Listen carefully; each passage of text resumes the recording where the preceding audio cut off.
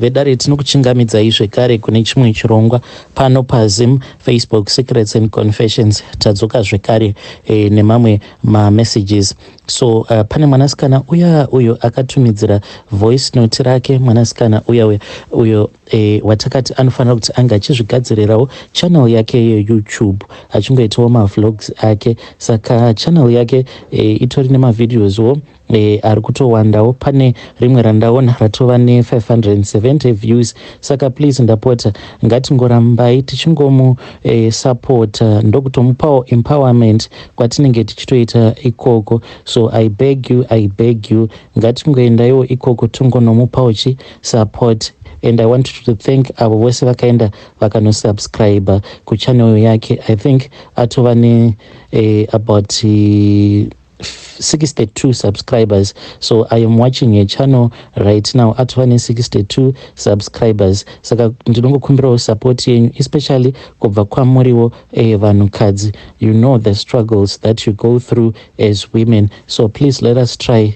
to support her. So kune avo vanenge vachida kuzono subscribe kuchannel kwake munongosecha kuti Mama Muku. I think inobva yabuda even if you just search. Saka ndi mama vanospelwa like MAMA then mavomati space Muku, it's MUKUE. Saka ngatingomupaiwo support mwanasikana uyu zvinhu zvake zvinge zvichizoitawo bo. Regedzai tibva tapinda mumamessages edu atadzoka atakakubatirai. Message yedu yekutanga yakamira sekudai so: hanzi makadi zvenyu mukoma, ndinokumbirawo kuti munge muchindiposterawo nyaya yanguwo makaviga chitupa changu. So mukoma, ndo nyaya iyi iripo. Zvakaitika mukoma nashe ndezvekuti ndainge ndatongoperekedza imwe friend yangu uyo ainge achida kubatsirwa. Saka iye she is pregnant but mimba yake yava kutoda kutonozvarwa. So ndakangomuperekedzawo achida kuti ange achizoitirwawo munamato. Then takati tasvika kwekwe inini ndikabva ndazonzi ndaifanira kuti ndinge ndichisara because madzibaba vaya vainge vaine chiprofita icho chavainge vachida kundiudza vachiti hazviite kuti vange vachindiudza friend yangu iripo. But ndakabva ndati everything that my friends does inini ndinozviziva, uye zvekare ininiwo zvandinoita naiyewo anozviziva. So pavakabva vazotanga kutaura nyaya yavo, I immediately knew kuti he was telling me everything that my friend already knows kuti ndine boyfriend. Mkomanashi, there are several reasons as to why ndine boyfriend yet I am a married woman. Saka inini I am a 25-year-old woman and I am pregnant and this is my first child. Saka pari zvino boyfriend yangu uyu is now out of the country. Saka madzibaba ava vari kunditi hanzi apa hapatombodiwi kana DNA. Apa right now I am 4 months pregnant. Vari kundiudza ivo vachiti hanzi nhumbu iyi haisi yemurume wangu, hanzi hazvitombodi kana maDNA. Dai kwanga kuri kunzi ivo madzibaba vacho vanondiziva, maybe I would say kuti vari kundiudza zvinhu zvavakanzwa nemakohwa, but he does not even know me at all because takatobva uko kwatinogara inini nefriend yangu then tikabva tazoenda ikoko kuna madzibaba. Saka vakabva vatoti handiti madzimai imimi makaita a very long time muchitadza kubatira pamuviri. Ndikabva ndati hongu ndizvozvo. Then vakabva vazonditi ipapo pamakachizosangana nechikomba chenyu handiti ndo pamakabva mazobatira pamuviri. Ndikabva ndati hongu izvozvo zvinhu zvekutoti zvakatondinetsawo kuti ko what is going on, kuti ndinotizira then ndobva ndagara nemurume for almost a year pasina kana anything, then pandinozonosangana nechikomba ndobva ndatoona kutoti I am pregnant. Saka pose apa nefriend yangu tainge tichingoudzana kuti maybe ropa rangu neremurume wangu rainge risati ranyatsokujairirana. Then paya pandakazonosangana neboyfriend yangu ndo zvakabva zvazoita kuti ropa rangu neremurume wangu ringe richizonopindirana, chibereko changu chichibva chavhura chibereko changu chichibva chavhurika. So that was the theory that me and my friend were telling each other. So right now ndo nyaya iripo mukoma. Inini I am pregnant, but ndava kufunga kuti ndinge ndichibvisa, but iye friend yangu ari kuti usabvisa, but still mukoma I cannot risk it kuti ndinge ndichizosvara mwana apa asiri mwana wemurume wangu. Ko akati tiriko kuchipatara ikoko obva ati iye ari kuda kuti tinge tichita ma-DNA, then ndinozoita sei? Saka ndiyo nyaya yanguwo iyo yomukoma Nashe. Ndiri kukumbirawo kuti vedare renyu vange vachindipawo ma-advices. Hey, vedare ndo message iyo yandakatumidzirwa ichibva kuna mwanasikana uyu. Please ngatizamei kuti tinge tichitaura naye mwanasikana uyu mucomment section. Zvakangooma hazvo veduwe, hanzi handisi kuziva kuti ndoita sei ndobvisa nhumbu yacho here, kana kuti apa hanzi madzibaba vakatogara vatoita spiritual DNA vakabva vati mwana uyu haasi wemurume wangu, hanzi 0%. Pakaipa ngatitaurei naye mwanasikana uyu mucomment section. Regedzai tibva taenda panyedu inotevera. Nyedu inotevera yakamira sekudai so. Hanzi makadi zvenyu mukoma, ndinokumbirawo kuti munge muchindiposterawo nyaya yanguwo makavika chitupa changu. So ini mukoma ndakatokurawo tichitongoendawo kumasowe. Baba vangu ivo vainge vatori bishop, and nanhasi uno even though ndakazorekedza kuenda kumasowe, but ndo kune moyo wangu ikoko. But pane zvakazoitika izvo zvakazokonzeresa kuti ndinge ndichizoregedza kuenda kumasowe. Ende ndoda kuudza vanhu kuti kunze uku kutori nevamwe vanhu vanohwanda nemagemens but vatori nemoyo wakashata. Zvakaitika mukoma ndezvekuti inini ndakamboitawo rimwe dhiri iri rakabva razondipa mari. Zvino ndakati ndaita dhiri riya ndokubva ndazotenga kombi iyoyo yainge iri second hand, but good second hand. Muridzi wacho ainge arwara panguva yacho iyoyo, saka yainge ichiri neSouth African registration. Saka ndokubva ndachizotaura nevana vacho vachiti vainge vachitengesa kombi yababa vavo. Kombi iyi mukoma ndakatoipiwa ndisati ndatombobhadhara, saka ndakabva ndafara ndikabva ndati Mwari makanaka. Ndokubva ndazoenda ndichinotaura nomwe muprofita uyo wandainge ndichida kuti ange achizondivakirawo munamato, kuitira kuti mudziyo uyo wandainge ndapiwa, mudziyo wacho iwoyo usazosangana nemaproblems like my accidents nei, because of the way that I had been given that taxi. So mukoma ndakati ndaenda kuya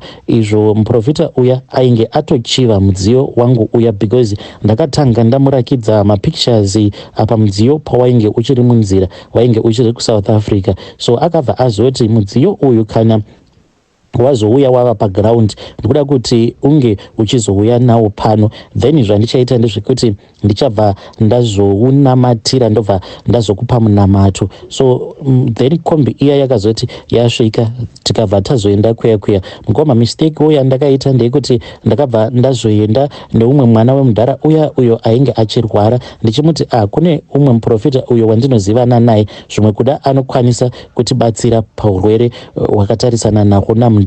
Ndokubva tazoenda kuya. So takati tasvika kuya akatanga andibatsira inini, ndokubva azoti ainge achida kubatsira mwana wemudhara uya separately. Inini ndikabva ndazobuda mumba ndikanogara zvangu kukombi, then time manje ndo paakazobuda mwana uya, but ndakatoona kutoti iye ainge asisiri that comfortable being around me. Izvo ainge atoudzwa nemuprofita uya kuti inini ndainge ndiri munhu wemadhiri, saka kana vainge vachazonditengesera kombi iyoyo they were supposed to accept kuti ndainge ndichazovabhadhara or ndainge ndichazovanyudza, because the plan was ndaifanira kuti ndinge ndichivapa mari yandainge ndiinayo, then imwe yacho ndozoita ndichitopa up apo pandinenge ndichishandisa kombi iyoyo. Mukoma mwana uya akazoti ainge achida kumbotanga ataura namudhara apa tainge tava kutoda kutonosila deal. Ndainge ndiine kamari kacho kavainge vachiti ndoka ndaifanira kuti nditange ndambovapa.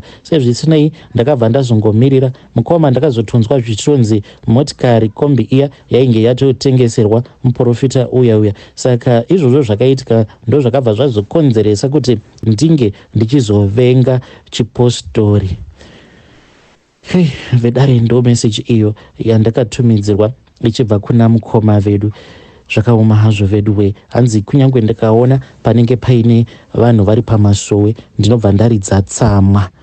Ya, zvakangooma hazvo vedue. Please ngatizamei kuti tinge tichitaura navo mukoma vedu ava mucomment section. Ya, pakaipa regedzai tibva taenda panyaya yedu inotevera. Nyaya yedu inotevera yakamira sekudai so. Hanzi makadi zvenyu mukoma, ndinokumbirawo kuti munge muchindiposterawo nyaya yangu makaviga chitupa changu. So inini mukoma ndina vamwe gogo vangu. Gogo ava ndakataura navo, that was last year, but kubva ipapo manje handisati ndakwanisa kuwana mari yekuti ndinge ndichidzokera kumusha. Saka gogo vangu ava ivo vakangokaruka vandifonera vakabva vati ndaifanira kuti ndinge ndichidzoka kumusha, but nemaomero akaita upenyu muno muSouth Africa ndakabva ndati gogo kana zvinhu zvangu zvaita then ndichazouya ikoko. Gogo vakabva vati handiti uri kuda kusunungurwa here iwe, kana uchida kusunungurwa saka uri kufanira kuti unge uchiuya kunoko. So mukoma, kubva zvandakauyawo kuno kuSouth Africa,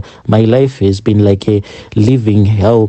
Ende ivo gogo vangu mukufamba ndinowadzokuudzwa kuti ivo gogo vangu ndo vanokonzeresa kuti upenyu hwangu hunge huchioma like that. Gogo vangu ava ivo vanonzi vakabata, but right now gogo vangu vari kuita bofu. Mushure mekunge ndatendeuka ndatanga kuenda kune imwe church, a Pentecostal church, ipapo pacho ndakabva ndaignore pazvakanzi kune avo vari kuda kutendeuka ngavauye kumberi, ndokubva ndangoramba zvangu ndirizi. But during the week manje ndainge ndorota gogo vangu, ndaivarota vachiuya kwandiri vachida kundiataka, but paibva pazongobudikira umwe murume uyo ainge ari mutema uye akapfeka zvinhu zvainge zviri zvichena ende aiti paya kana ivo gogo vava kuda kundirova then aibva azonongedzera kuna gogo vobva vazoshaya simba. Saka ndakabva ndazoti the following Sunday ndikati hope dziya I think kuti munhu wandiri kurota achindirwira hondo dzangu inenge itori ngirozi kana kuti Jesu chaiye. Ndikabva ndazosarudza kuti zvainge zviri nani kuti ndinge ndichizotendeuka, saka ndokuzototendeukawo ikoko kwandakazoita. So kubva zvandakazotendeuka gogo vangu vainge vongogara vachingonditumidzira mamessages vachindituka and ndainge ndisingambovapinduri, but right now gogo vangu ivo ndichiudzwa nevamwe vavakidzani zvinonzi ivo gogo vava kutoita bofu, but manje nepressure yavari kundipa ndiri kutya kuti kana ndikagara ndadzokera kumba maybe vanenge vaine mishonga yavo iyo yavanenge vachida kundishandisira. Saka handiziviwo, ndinotokumbirawo kutobvunza kubva kune vedare renyu kuti ndoita sei vedare, ndodzokera kumusha here? Kana ndikadzokera kumusha Mwari vangandichengetedza here? Because sagogo vangu ivo vanotozivikanwa, hazvingoiti hazvo kuti unge uchingopuma gogo vako huroi, but gogo vangu vanotozivikanwa kuti ivo vanoroya. Kana pamba pedu chaipo tichitokura pane zvakawanda zvainge zvichiitika, kunyange paguva rababa vangu taitombopota tichitoona moto uchitobvira pamusoro peguva rababa vangu. Kana mafiro acho akaita baba, mafiro iwawo akandirwadza. Rekedzai tibva taenda panyaya yedu inotevera. Nyaya yedu inotevera yakamira sekudai. Hanzi makadi zvenyu mukoma, ndinokumbirawo kuti munge muchindiposterawo nyaya yanguwo makaviga chitupa changu. Inini ndikuda kureurura kuti ndakaroyawo mwana wemukoma wangu. Right now anga achifanira kuva ari kuuniversity but atori mujeri zvaizvezvi nekuda kwemishonga iyo yandakamushandisira. Chakandirwadza mukoma ndechekuti takati tauya kunoko then sisi vakabva vazotanga kudanana neumwe murume uyu aita zvekugadzirawo magedhi ari muSouth African. Saka mazuva acho murume wacho ainge atongoriwo rombe zvaro, ainge achingoita zvekungomwa doro, but kuburikidzawo nekuzotanga kuenda kuchechi akabva atochinja then ndokubva azowana basa. So akati awana basa sisi vakazongoramba vachingomukurudzira kuti aifanira kuti arambe achingoenda kuchikoro. Saka aiti maweekends paya ainge ava kuenda kuchikoro achiita mamwe macourses ndokubva azowana basa. Iko zvino zvaari kutoshandira imwe kambani hombe as a diesel mechanic. Saka kubva ipapo paakatanga kuenda kuchechi kana upenyu hwavainge vava kurarama hwainge hwatochinja. So inini mukoma panguva yacho iyoyo ndainge ndichimhanyidzanawo nemari because ainge atoriwo nefriend yake iyo yainge ichindida, saka ndaidanana nayo, but at the same time ndainge ndichidana nawo neumwe munaichimbi wangu wandainge ndichidanana naye because ainge achindipa mari. Saka target yangu yainge iri yekuti ndige ndichitengawo stand. So stand ndakatenga ndikabva ndavakisa imba yanguwo kumaruzevha, and I thought kuti ndainge nditori kumberi kutodarika sisi vangu. So zvakazoitika ndezvekuti mushure mekunge sisi vachata nemurume wavo, mapapers avo akabva aita, iniwo kuti ndinge ndichizochata nemunhu wangu akabva azondiramba mushure mekunge ambobuda aenda kubasa. Ini ndokubva ndazosara ndichifonera munaichimbi wangu uya kuti ange achiuya. So takabva tazoti takarara paya, ndokubva azodzoka akabva atibata takarara, ndikabva ndazorambwa. So ndakazongoenderera mberi hangu ndichiita zvekungodanana nevarume vanenge vachingondipa mari chete. Isi vakabva vazoramba. Mushure mekunge varamba ndopandakabva ndazotanga kuvavenga. Ndakazoti ndadzokera kumusha manje ndopandakabva ndazotanga kuvafambira sisi, and handiri kukunyeperai, ndakabva ndatoenda kun'anga straight. Ndakatoti handiri kutambisirwa nguva yangu nemaprofita, ndikatoenda kun'anga. Ndichisvika paya ndakabva ndati pano handina kana kumbofambira kuzoromba kana kuzoita sei, asi ndikuda kuti ndinge ndichikuvadza sisi vangu. So mukoma n'anga iyaiya yakabva yazoti ndaifanira kuti ndinge ndichibaya sisi vangu, ndainge ndichida kuti vange vachizofa, but takabva tazotadza kubaya sisi.